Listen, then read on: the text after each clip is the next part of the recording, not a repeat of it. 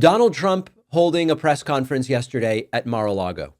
As I watched these atrocities take place, I asked myself, are we seriously in for another 4 years of this demented nonsense? And the answer is yes. Yes, we are. One of the most terrifying recent public appearances by the incoming president, Trump threatening to use force against multiple countries, including many of our allies. I want to remind you that Donald Trump had previously promised to end the Russia-Ukraine war, not within a day of being inaugurated, but within a day of becoming president-elect. He hasn't done that. And instead, yesterday, when he was asked, will you rule out using force against Panama, against Greenland, against Canada? He said, no, I'm not going to rule that out. The supposedly peace-loving president who won't get us into any wars, who's going to stay away from military conflict, saying, maybe I will use force on Panama, Greenland, or Canada. Can you assure the world that as you try to get control of these areas, you are not going to use military or economic coercion? No. And can you tell us a little bit about what your plan is? Are you going to negotiate a new treaty? Are you going to ask the Canadians to hold a vote? What is the strategy? Yeah, I can't assure you, you're talking about Panama and Greenland. No, I can't assure you on either of those two. But I can say this, we need them for economic security. The Panama Canal was built for our military. I'm not going to commit to that now. It might be that you'll have to do something. Oh boy. Look, the Panama Canal is vital to our country. It's being operated by China. China. And of course, it is not true that China is operating the Panama Canal. We've delved into that in details, but why let facts get in the way of a good story? Do not adjust your television. Do not adjust your smartphone. Donald Trump is looking as orange as ever, but he is sounding as authoritarian and war hockey as ever. Also sounding very much off the mark when it comes to his big brain. Donald Trump ranting about, as is often the obsession with him, heating and cooling, HVAC, plumbing, and other things. Try to make heads or tails out of this. By the way, this guy loves electric, and we don't have enough electricity, and then we have AI where we need more, and he wants everybody to have an electric heater instead of a gas heater. Gas heater is much less expensive. The heat is much better. It's a much better heat. Trump knows a lot about heat. As the expression goes, you don't itch. Does anybody have a heater where you go and you're scratching? That's what they want you to have. They don't want you to have gas where you don't have the problems of the electric. Now, I think what Trump is talking about is that some types of heat dry the air. Forced hot air systems often dry the air. But you can have forced hot air that comes from gas or from electric. Really, it's not about whether it's gas or electric as a heat source. Trump, as usual, seems very confused. And the source is plentiful. They're much cheaper to operate. They're much better. They work much better. They look much better. 60% of homes and apartments have gas heaters. Yeah. So Trump then moving on from HVAC over to plumbing. And fortunately, he did not talk about that third element of the bathroom, the one you have to flush 10 to 15 times if you're Trump. But Trump did talk about heaven-sent rain and rain showers. Reportedly, Trump very interested in some of these shower heads they use for elephants. He really is just a stickler for shower and water pressure. These people are crazy. There's something wrong with them. There's something wrong with them. They also want to go back, and they have already started that, to when you buy a faucet, no water comes out because they want to preserve, even in areas when you buy a faucet that have so much water you don't know what to do. It's called rain. It comes down from heaven. And they want to do, no water comes out of the shower.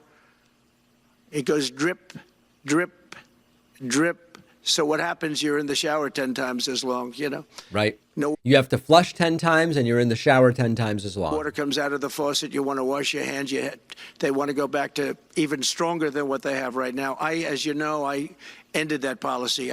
Yeah, Trump is big on water pressure. Tens of millions of people voted for this. For a man who uses a press conference to drone on and on and on about itchy heat and drip, drip, dripping shower heads. Trump also floating ideas that no one involved with Trump's transition seemed ever to have heard of before, including the renaming of the Gulf of Mexico. Mexico is really in trouble, a lot of trouble. Very dangerous place. And we're going to be announcing at a future date pretty soon. We're going to change, because we do most of the work there and it's ours. We're going to be changing, sort of the opposite of Biden, where he's closing everything up, essentially getting rid of $50 to $60 trillion worth of assets. We're going to be changing the name of the Gulf of Mexico to the Gulf of America. I like how Trump says, I'm going to be announcing this in the future. Well, you just kind of announced it now. Which has a beautiful ring that covers a lot of territory. The Gulf of America, what a beautiful name. Right. And it's appropriate. It's appropriate. And Mexico has to stop allowing millions of people to pour into our country. They can stop them. Maybe the most deranged moment of the press conference, not when Trump, apropos of nothing, said he'll rename the Gulf of Mexico, but Trump was asked about pardoning the January 6th rioters, the violent ones, something Trump has sort of said, I'm looking at it very strongly. And out of nowhere, this guy needs help. He says, we're looking at whether Hezbollah was among the rioters on January 6, 2021. Who has even heard of this? But that's not the way life works. Mr. President, two questions related to each other. First, you said on your first day of office, you're going to pardon January 6 defendants. Are you planning to pardon those who were charged with violent offenses? Well, we're looking at it, and we have other people in there. And as you see, I guess 24 or 28 people came now from the FBI. That came out very quietly. Nobody reported it, but they had... It dripped out very quietly, like from one of Sleepy Joe's shower heads. People in some form related to the FBI. They had 4 or 5 people that were strongly related to the FBI. We have to find out about that. We have to find out. They were, didn't you guys hear? The FBI agents' wife's, daughter's, cousin's, preschool teacher's kid is very closely related to those riots. About Hezbollah, we have to find out about who exactly was in that whole thing, because people that did some bad things were not prosecuted. You know, I see it all the time, and you see. Now, you might be saying, why on earth is Trump talking about Hezbollah? Nobody knows. Just we have absolutely no idea why, when asked about, will you pardon these American-born alleged rioters who are accused of violent crimes on January 6th, Trump goes, we've got to see what Hezbollah's up to. We really do. Again, on the economic force stuff, I hope I don't have my clips mixed up. I believe this is another instance of Trump talking about maybe economic force against Canada. Mr. President, if we were to work under the assumption that you're serious about making Canada 51st state of the United States, the leader of the Conservative Party in Canada said, under no circumstance will it ever be the 51st state. Maybe he won't win, but maybe he will. I don't point, you had suggested. Listen, I don't care what he says. But Sir Lopez, you said you were considering military force to acquire Panama and Greenland. Are you also considering military force to annex and acquire Canada? No, economic force, because Canada and the United States, that would really be something. All right, so he is clarifying there, economic force only to force Canada into becoming the 51st U.S. state. This is a president-elect, folks. This is a country with an illness. Tens of millions voting for this.